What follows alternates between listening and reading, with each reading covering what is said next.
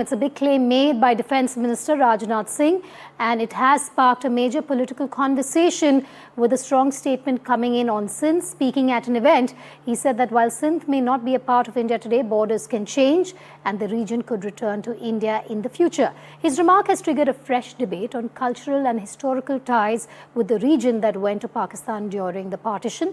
Backing the sentiment, Union Minister Gajendra Singh Shekhawat said Sindh's culture is deeply linked to India and added that Sindhi Hindus facing persecution in Pakistan often turn to India for safety. The comments have opened up a new conversation on Sindh's historical connect with India. आज सिंध की भूमि, मेरे बहनों भाइयों, यह भारत का हिस्सा भले ही न हो, लेकिन सभ्यतागत रूप से सिंध हमेशा भारत का हिस्सा रहेगा। और जहां तक जमीन की बात है, तो बॉर्डर्स तो बदल सकते हैं, क्या पता कल को सिंध भारत में फिर से वापस आ जाए। पाकिस्तान में जो लोग सिंध में जो लोग हैं और जो जिनका राजनीतिक संरक्षण में जिनका धार्मिक बिलीफ के आधार पर जिनका उत्पीड़न होता है और वो उस उत्पीड़न से परेशान होकर के भारत में आते हैं, उनका संरक्षण करना, उनका सहयोग करना, उनको आश्रय देना, ये हम सब का कर्तव्य है। मैं उसके परिप्रेक्ष्य में मैंने ये बात कही।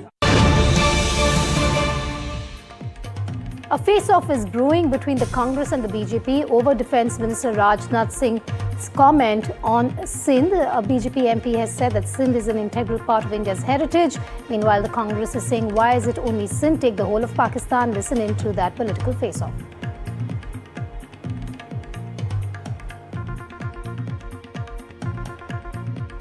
हिंदी क्यों? पूरे पाकिस्तान को लीजिए।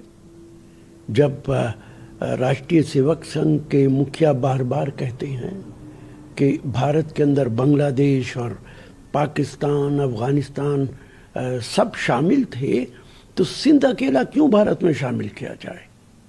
पूरे पाकिस्तान को शामिल किया जाए। और सिंध की तो कोई सरहदी भारत से नहीं मिलती है, बांग्लादेश के जरिए मिलती है। तो अगर सिंध भारत का हिस्सा होगा तो पहले तो अफगानिस्तान को हमें अपने साथ लेना होगा। तो इसलिए बड़े पैमाने पे फौज कशी की जाए, अफगानिस्तान, पाकिस्तान, बांग्लादेश सबको भारत के अंदर शामिल किया जाए। देखिए, संभावनाओं के द्वार हमेशा खुले रहते हैं और सिंधु घाटी सभ्यता भारत की प्राचीन सभ्यता का एक अभिन्न अंग है।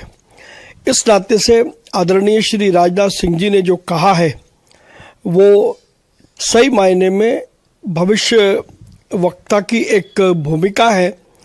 सिंध का भारत से नाता है, सिंध हमारी सभ्यता है।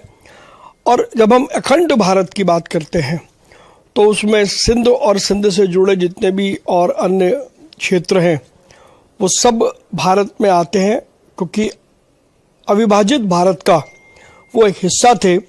और प्रधानमंत्री नरेंद्र मोदी जी के नेतृत्व में हम अविभाजित भारत की कल्पना को साकार करने में कोई कसर नहीं छोड़ेंगे। Let's wait and see.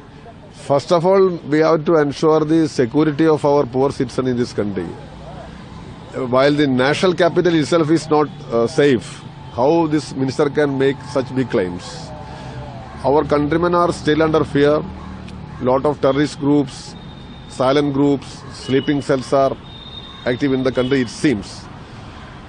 Now we have to ensure that our society is safe. Then let us make big claims.